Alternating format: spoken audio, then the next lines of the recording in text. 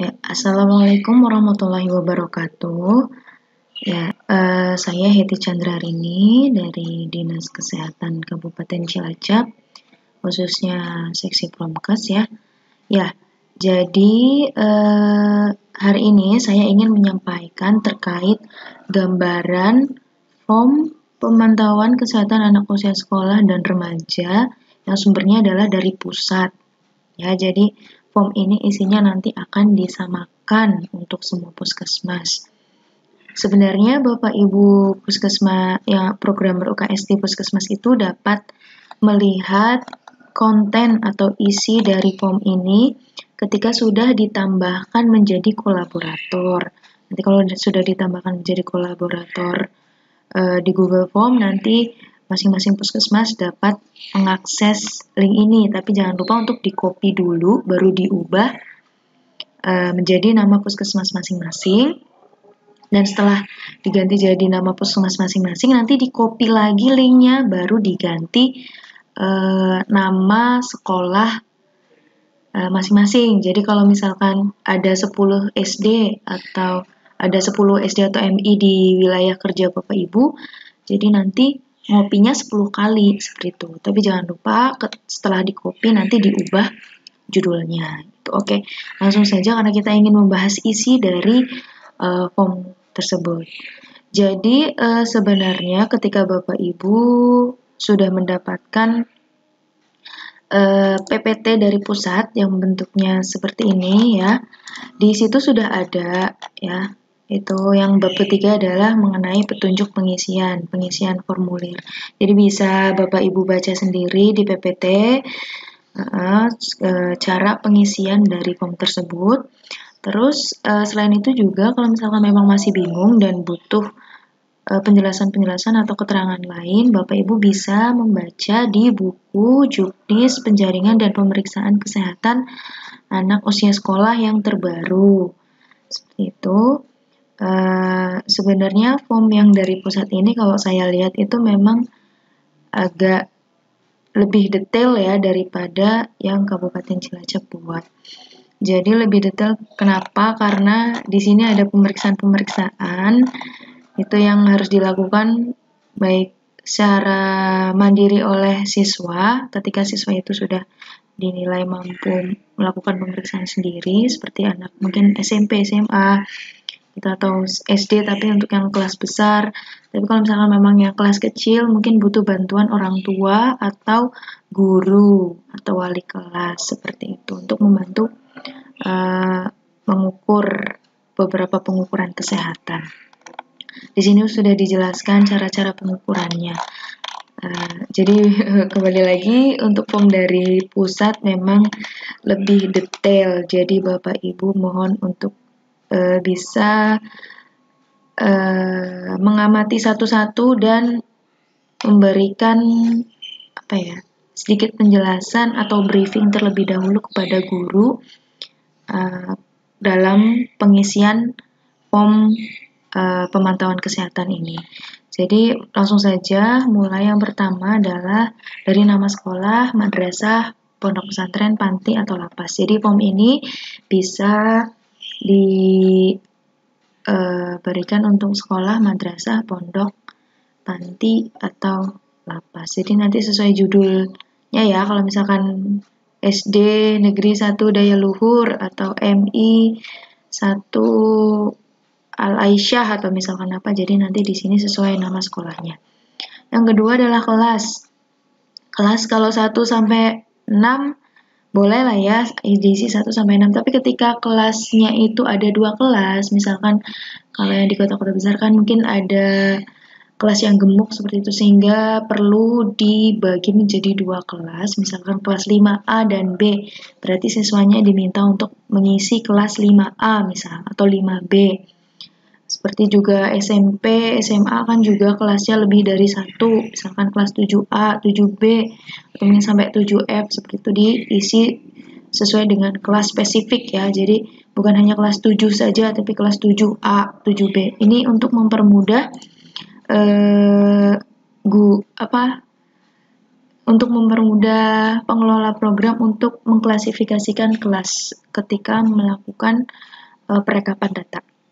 Kemudian lanjut nama, ya, nama siswa, boleh kapital semua, pokoknya diisi nama, jenis kelamin biasa, laki-laki atau perempuan, tanggal lahir, formatnya adalah bulan, tanggal, tahun, tapi nanti ketika pengisian bisa diklik logo kalendernya untuk memilih tahun lahir, bulan, dan tanggalnya. Umur dalam satuan tahun, 15 tahun, 12 tahun, dan lain sebagainya. Kemudian pertanyaan terkait jenis disabilitas. Di sini ada disabilitas netra, berarti gangguan penglihatan, pendengaran, kemudian rungu wicara adalah pendengaran dan kesulitan atau kelainan dalam berbicara. Daksa ini adalah cacat fisik atau kelainan tubuh, bisa dikarenakan karena cacat lahir, kecelakaan, atau kondisi lain. Autisme ini gangguan dalam berkomunikasi atau berperilaku, tapi autisme ini adalah untuk perkembangan otaknya saya kira bukan seperti tunagrahita ya, tunagrahita. Kalau tunagrahita itu perkembangan otaknya terganggu, jadi dia IQ-nya rendah, walaupun usianya sudah menginjak 16-17 tahun.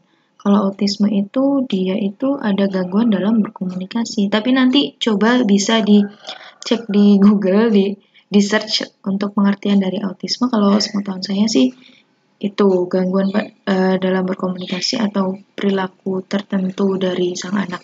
Disabilitas ganda adalah dia mengalami disabilitas 2, jadi bisa netra dan rungu, daksa dan rungu, dan lain sebagainya. Jadi ada 2. Terus kemudian attention deficit hyperactivity disorder, jadi dia adalah gangguan kesulitan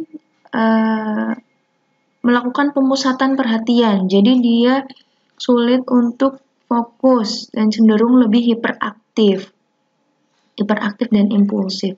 Ya, jadi ini dia sulit untuk memfokuskan pikiran, gampang terganggu, tidak bisa mengikuti step-step dari guru, jadi susah fokus. Nah, untuk pilihan yang terakhir adalah dia tidak disabilitas alias normal.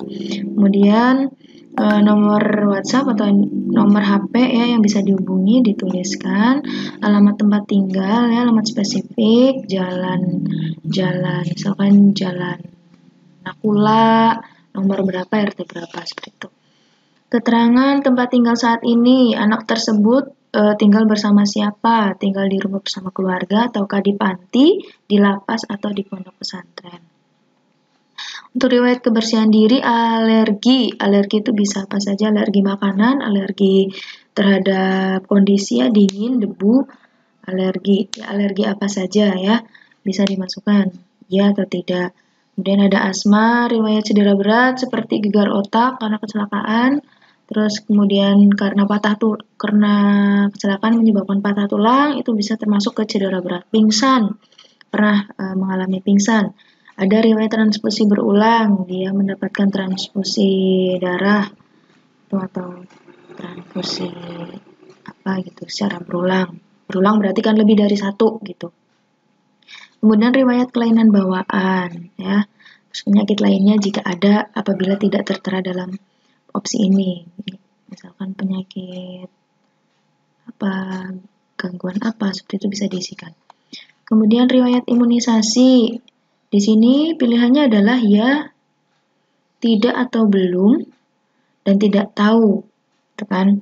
Jadi misalkan pertanyaan ini, imunisasi dasar lengkap, ya atau tidak, atau belum tahu atau tidak tahu ya. Jadi misalkan anaknya kelas 1, berarti kan minimal kan dia ketika bayi sudah mendapatkan imunisasi dan ditambah dengan dia kelas 1, berarti DT dan campak, seperti itu. Tapi ketika anak sudah, berarti kan untuk yang kalau kelas 1 imunisasi kelas 2, TD kelas 2 dan kelas 5, berarti kan belum kan jawabannya. Nah, berarti diisi belum. Nah, kalau semisal udah kelas 6 sudah mendapatkan imunisasi dasar lengkap yang termasuk BCG, terus kemudian dan lain sebagainya ketika dia masih bayi, kemudian kelas 1 dapat, kelas 2 dan kelas 5 dapat, ya berarti diisi iya. Tapi ketika bayi orang tuanya lupa atau apa, bisa diisi dengan tidak tahu. Nah, jadi dikatakan belum itu ketika anak baru berusia atau baru kelas 3 misalkan, khusus untuk misalkan kalau kelas 3 kan berarti imunisasi TD di kelas 5 berarti belum kan, belum berarti diisi belum. Seperti itu. Kemudian riwayat kesehatan keluarga, berarti di sini adalah riwayat kesehatan dari keluarganya, bukan dari anak yang bersangkutan. Keluarga dari anak yang bersangkutan, yaitu ada ayah, ibu, kakek nenek, ya kakek nenek bisa dari pihak ibu atau kakek nenek dari pihak ayah, seperti itu. Yaitu ada riwayat kesehatan TB atau tuberkulosis atau TBC, DM atau penyakit gula, hepatitis, asma, bengek, atau mungkin ada riwayat kesehatan keluarga lainnya. Seperti itu, ini pilihannya ada ya, tidak, dan tidak tahu. Apakah kamu merasakan gejala seperti ini? Nah, ini adalah pertanyaan terkait kayaknya screening COVID ya. Jadi ini ada batuk ya, tidak, demam, nyeri tenggorokan, sesak napas, flu atau pilek, dan diare. Suhu tubuh, jadi anak wajib untuk dicek suhu tubuhnya dengan termometer. Frekuensi nafas dalam 60 detik ya, berapa kali ditulis saja, misalkan dalam 60 detik ada frekuensi nafasnya 20 kali, misalkan isi aja 20 gitu.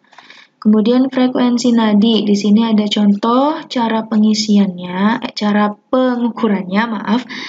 prosedur pengukuran dari denyut nadi. Jadi hitung berapa jumlah denyut nadi pada pergelangan tanganmu dalam 60 detik sesuai prosedur. Jadi kalau yang kelas kecil mungkin butuh bantuan dari guru atau dari orang tua, seperti itu.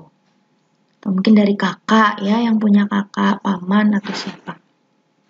Kalau misalkan yang sudah dewasa mungkin bisa mengukur sendiri ya. Ini ada berat badan, ada caranya juga kan. Kemudian tinggi badan dalam sentimeter ya diisi.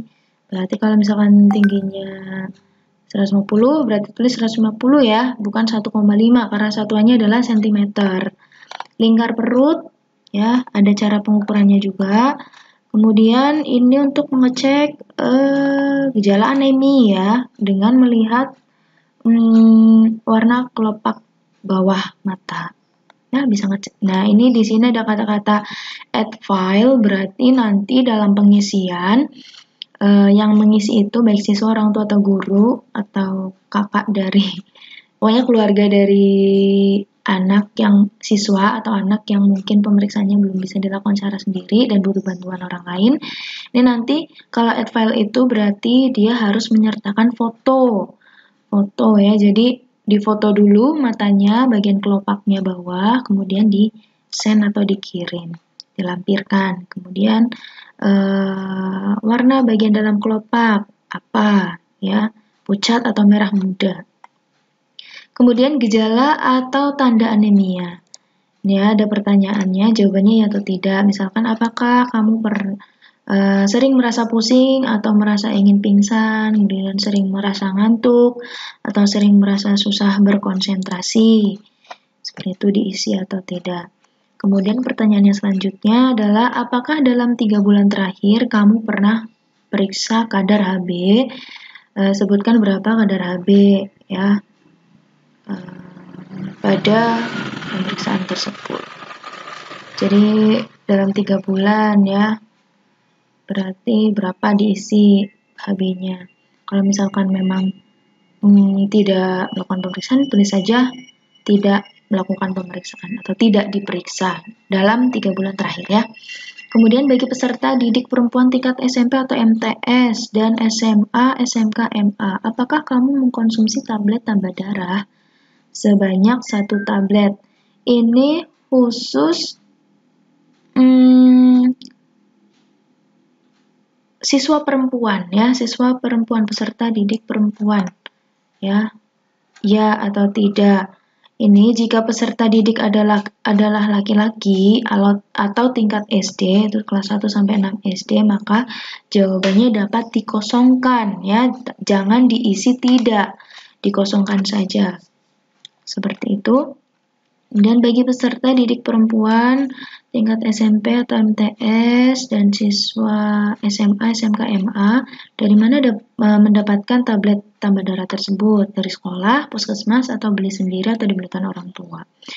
Seperti itu. Kesehatan mata ya, bisa dicek satu-satu, mata juling ya tidak bisa membedakan warna ya. Jadi untuk warna mungkin bisa dicek di rumah, misalkan ini warna apa, nanti anak diminta untuk memberikan jawaban ketika ditanya ini warna apa dengan menunjukkan benda yang berwarna, menggunakan kacamata ya atau tidak, terus tidak dapat membaca atau melihat dengan baik atau kabur ya, nanti diisi perih bengkak. Nah, ini untuk perilakunya, berapa lama menonton TV atau melihat gadget atau handphone atau tablet ya, melihat layar komputer dalam satu hari. Misalkan dalam satu hari itu karena memang mereka sedang daring, jadi pagi tidak ada kegiatan, jadi lihat handphone misalkan dari jam 7 sampai jam 8, kemudian dia lanjut lagi dari jam 1 sampai jam 3, berarti sudah 3 jam kan, kemudian sore, malam, jadi akumulasi dalam satu hari si anak tersebut menonton gadget atau TV atau menatap layar komputer itu selama berapa jam dalam sehari. Oke, berapa jarak mata kamu dengan buku atau bahan bacaan pada saat kamu membaca sehari-hari? Jadi diukur kira-kira berapa jarak buku dengan mata ketika membaca. Dan untuk menonton TV atau layar nonton TV ya, dengan layar TV ya. Jadi berapa jaraknya? Ya, dalam meter. Kalau ini dalam sentimeter berarti kan misalkan 30 cm atau 60 cm seperti itu, atau 50 cm. Nah, kalau TV satuannya meter berarti kan isinya 6 meter atau 5 meter atau berapa meter. Ini selanjutnya adalah apakah kamu dapat menyebutkan angka pada tes hitung jari. Ini sudah ada prosedurnya. Jadi dengan menutup salah satu mata jarak 3 meter, nanti ada yang menunjukkan jari, anak suruh menyebutkan ya berapa angkanya, seperti itu. Ini ada prosedurnya, pokoknya dibaca saja sesuai dengan prosedur yang ada. Masalah kesehatan telinga atau pendengaran, ini sudah ada beberapa pertanyaan ya, tinggal diisi atau tidak. Kemudian volume pada saat menonton TV atau mendengarkan radio atau mendengarkan handphone ya, volumenya kecil, sedang, atau keras. Apakah orang tua kamu saat berbicara atau memanggil kamu sering apakah orang tua kamu saat berbicara atau memanggil kamu sering dengan berteriak? Jadi ketika orang tua memanggil anaknya apakah sering berteriak atau tidak, supaya dia menengok gitu kan untuk mengetes pendengaran si anak. Bagaimana kamu menjelaskan keadaan kesehatan gigi dan gusi kamu? Sempurna, sangat baik ya. Jadi kondisinya apakah ada karang gigi ya, apakah ada lubang, apakah sering sakit gigi dan lain sebagainya ya. Jadi ini di checklist, diklik salah satu, kondisi giginya sering berdarah, sering bengkak gitu. Nah, minta bantuan orang tua ya, karena di sini ada add file ya. Jadi perlu adanya mengunggah foto dari penampang gigi ya, tampak depan, kemudian ada tampak samping kanan ya, samping kiri, bagian atas dan bagian bawah, seperti itu. Difoto dan dikirim. Nah, kesehatan gigi mulut.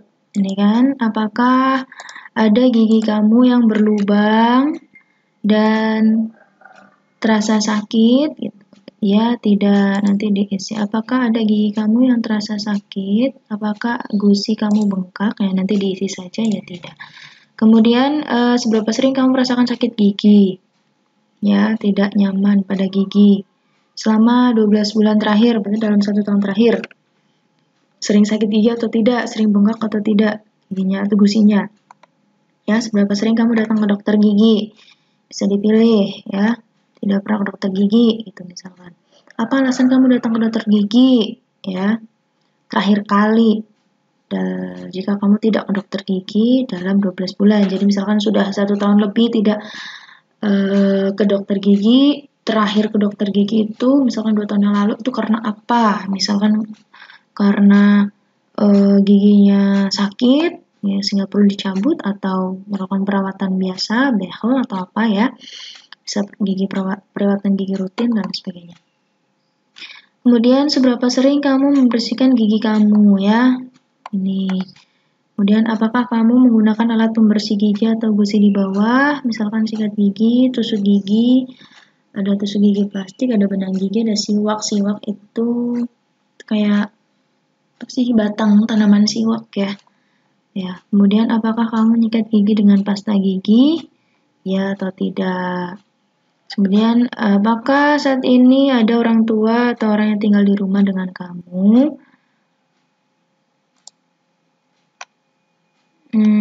Ya, untuk kontak erat dan isolasi mandiri. Memiliki riwayat kontak dengan misalkan kita tinggal bersama orang tua, ya, atau orang yang tinggal serumah, ya. Orang tersebut misalkan kontak erat enggak, misalkan kita tinggal bersama ayah dan ibu dan kakak, misalkan ayah kita atau ibu kita apakah pernah melakukan kontak erat dan isolasi mandiri, sedang melakukan isolasi mandiri, apakah kondisinya adalah suspek COVID ya, dengan gejala berarti ya. Kalau kontak erat kan berarti dia pernah kontak tapi belum ada gejala. Kalau suspek COVID berarti dia sudah ada gejala dan melakukan isolasi mandiri. Gejalanya berarti ringan karena melakukan isolasi mandiri. Tapi kalau berat berarti kan dia tidak serumah kan, berarti kan. Kalau berat kan misalkan dia di rumah sakit berarti dia tidak serumah. Itu kalau misalkan serumah ya, ada suspek COVID-19. Terus ada yang dengan positif. Kalau suspek berarti kan dia ada gejala cuman hasil swab itu belum keluar. Nah, untuk ini positif isolasi mandiri. Nah, ini positif COVID-19 dan dirawat di rumah sakit. Atau ada riwayat keluarga yang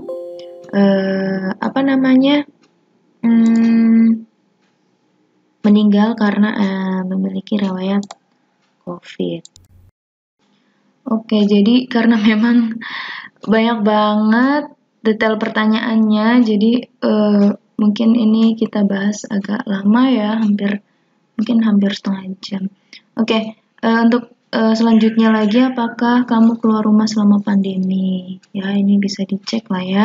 Jika kamu keluar rumah, apakah kamu menggunakan masker, jaga jarak, selalu, sering, kadang-kadang, nanti dipilih checklist aja. Mencuci tangan, langsung mandi ketika setelah beraktivitas gitu.